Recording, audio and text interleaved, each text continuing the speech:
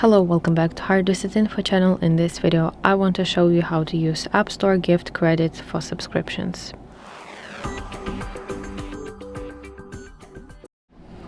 Let's open App Store application on your device, and in the top right, please tap your profile picture. Now let's select section Redeem Gift Card or Code. And now you can use your camera to scan the code, or you can enter it manually. And after you enter the code or use your camera to scan your code, the funds will appear in your Apple account balance.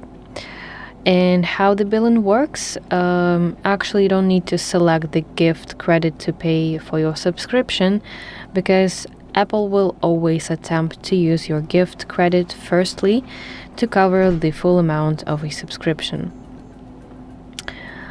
And yes, if your balance is zero and, for example, it does not cover the full cost of subscription, Apple will charge you to pay with your credit or debit card for the rest of the amount for your subscription.